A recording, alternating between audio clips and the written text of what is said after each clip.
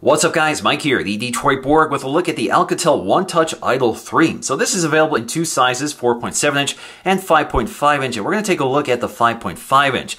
Now this is available for $249 off contract, and you can buy this on Amazon.com, and I'll leave a link in the description below. So basically this is an unlocked phone, works on GSM carriers like T-Mobile and AT&T on their LTE network, so all you have to do is pop in the SIM. So this is a budget-oriented flagship phone. So basically this has some flagship specs, but a budget price. So this is kind of similar to the approach of the OnePlus One. We also have an octa-core Snapdragon 615 processor, which combines two quad cores, one clocked at 1.5, the other clocked at 1 gigahertz. We have 2 gigs of RAM, 16 or 32 gigs of internal storage, and we do have a micro SD card slot that supports 128 gigs. In terms of camera, we have a 13 megapixel camera on the back, good for 1080p video, and we also have an 8 megapixel camera on the front for 1080p video, so that's quite impressive. We also have a set of front-facing stereo speakers, which is unique for budget phones. This also enables a unique feature to the Idol 3, which is reversibility. So basically, you can flip this phone in either direction and answer a phone call because both speakers can act as an earpiece. In terms of our GPU, we have the Adreno 405, and we'll test this out with some benchmarks. All right, first up, I want to get to the unboxing of the Idol 3. Now, they've given this to me in a press kit, so it's really here to highlight some of the major features of the phone. You will not get anything like this when you purchase yours, but you can see we have the slide to unlock, highlighting the fact that this is a completely unlocked phone. This will work on your carrier if it's a GSM carrier like AT&T or T-Mobile.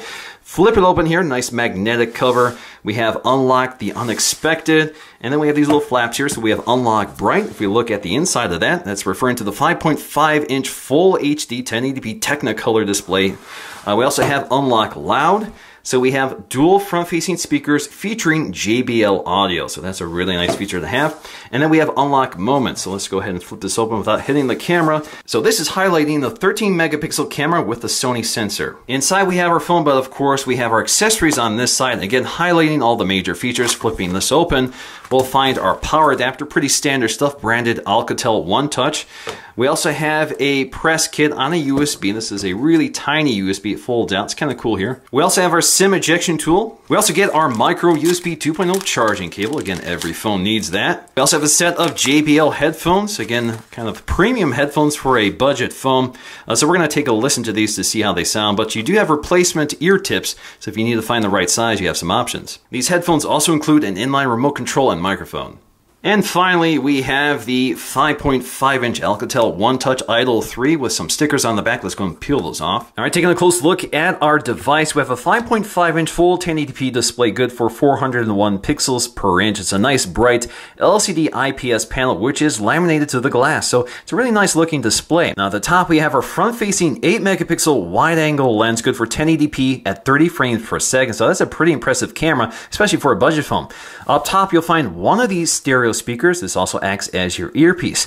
Toward the bottom, you'll find another stereo speaker, which can also act as your earpiece if you flip the phone upside down. Now, high up on the right side, we'll find our volume rocker. On the left side, we'll find our sleep wake power button, which is kind of a strange positioning unless you're left-handed, so you may appreciate this. But if you're right-handed, it's kind of a strange reach to reach that power button along the left side. At the top, we have our headphone jack and one of the microphones. Toward the bottom, we find our micro USB 2.0 port and another microphone. Now, along the back, we have that 13 megapixel camera, good for 1080p at 30 frames per second. So unfortunately, no 4K here. We also have a single LED flash. The good thing with this camera is that it's nice and flush, so it doesn't protrude from the body. Also on the left side, just below the power button, is the combination SIM tray and micro SD card slot. Now this is a standard micro SIM, no nano SIM here, so you have to use an adapter if you have a nano SIM. But again, you have a single tray for both, which is kind of novel. We haven't seen that before, and it's a nice solid metal tray. Now taking a close look at the design of the Idol 3, it's a fairly compact 5.5 inch phone, more compact than the OnePlus One or the iPhone 6 Plus, but not quite as compact as the LG G3 or the G4. Now the display is laminated to the cover glass, and the cover glass has this floating design. So basically it looks like it's floating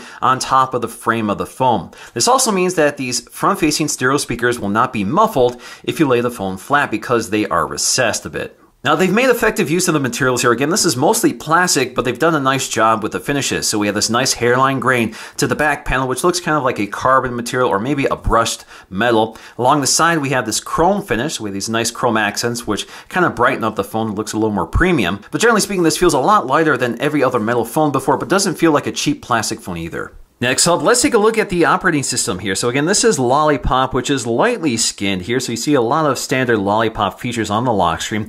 Now, one feature here is that you can double tap the screen to unlock it, wakes it up, or to wake it up. And then you can swipe on one of these icons to launch into the camera or into the phone dialer. You also have these function keys on the front, and all you have to do is double tap them to activate a feature.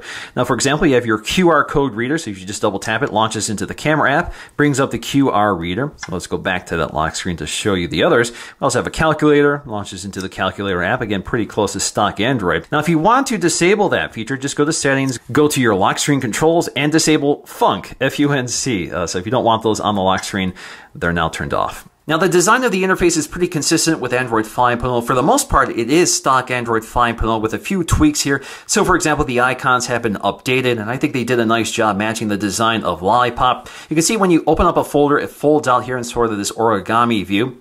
You also have some apps that act as widgets, which is kind of a novel idea here. So, for example, we have a sound recorder, which pops out this little widget, so you can start recording audio without having to open up the app. And then you can maximize it if you want just by hitting the icon in the upper right. And again, the design is very consistent with stock Android. Now, you can also double tap on the home screen to lock the device. You can also double tap again to wake it up. Now, in terms of these navigation keys, of course, we have home, back, and overview. This allows us to see all of the open or recently accessed apps, so you can swipe them out of the way to close them or bring them forward. You can also use this little clear all icon right here to clear them all out. Swiping down from the top, we get to our notifications, again, pretty close to stock Android. You can swipe down again to get to your quick setting toggles along with our brightness slider. You can jump to your settings panel. You can see your battery status, stuff like that. Also, you can see we do have some additional settings here, which are unique to this device. So we do have a flashlight, so you can turn on the flashlight. We also have reversible, so you can turn off the reversible mode if you don't want it. So what is reversible mode? Well, if you flip the phone upside down, it'll reorientate the entire OS here. And the great thing is that because we have speakers on the top and bottom, whatever speaker is at the top will be your earpiece. So that's kind of nice. Of course, your cameras will change positioning as well as the buttons. So sometimes it's actually kind of hard to tell which way is up until you look at the back or feel for the buttons.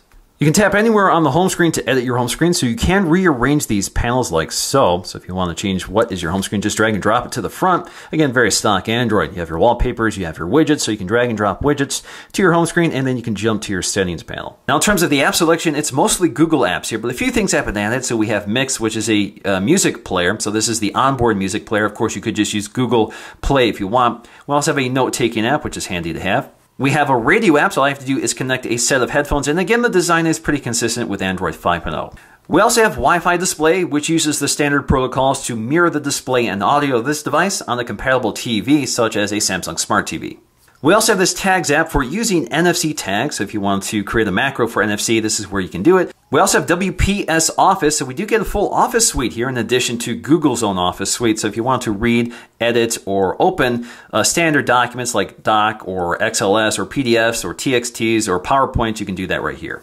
We also have something called Facetune, which is basically a photo editor for creating the perfect selfie if you want. That's a third-party app that came installed. Let's take a look at our settings panel. We're just going to jump to our settings here. Now, it's fairly close to stock Android. We can go up here to search for things. So if you just want to search for display, brings you instant results, takes you right to it.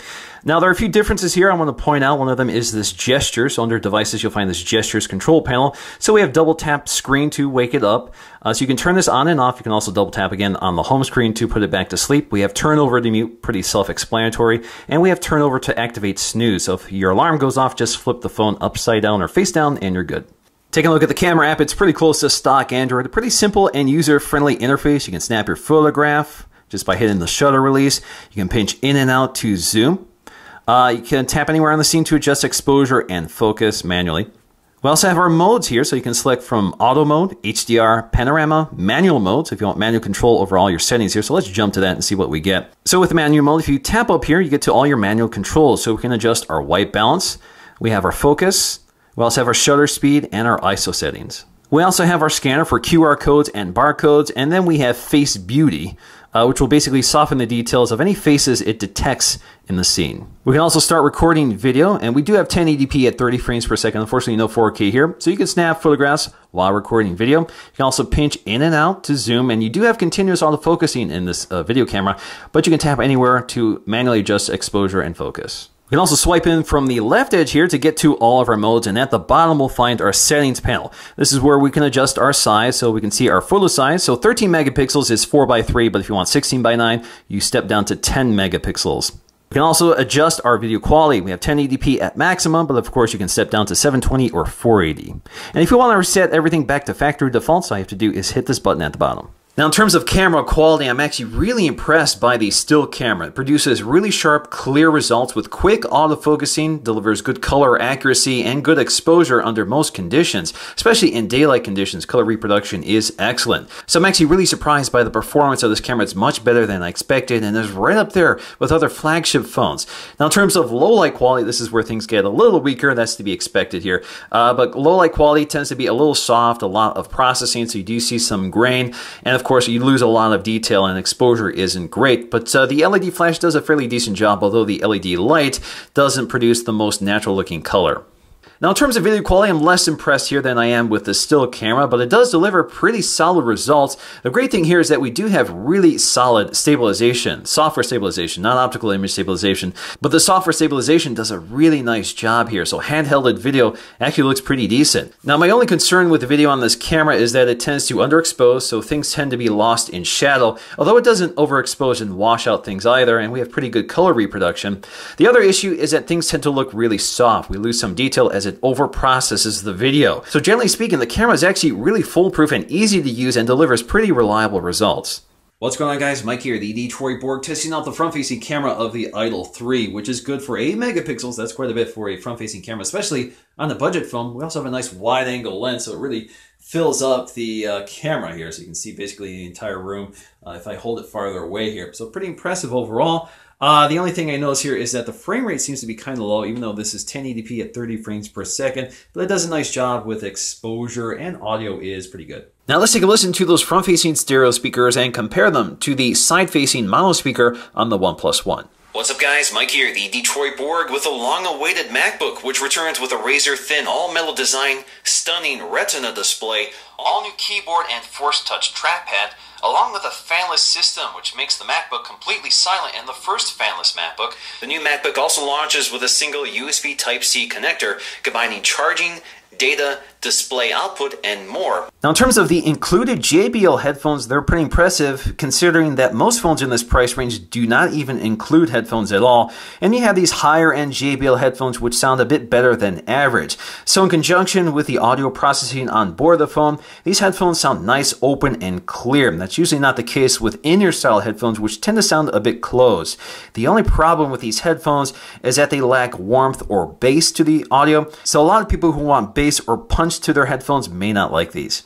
Now, taking a look at our Geekbench 3 scores, you can see a fairly low single-core score, but a pretty high multi-core score. Now, if you compare this to the OnePlus One, similarly priced, you can see better single-core performance, but a weaker multi-core performance. Now, if you compare this to a flagship phone that costs considerably more, the iPhone 6 Plus, you can see obviously a big difference in the single-core score, but a smaller difference in the multi-core score.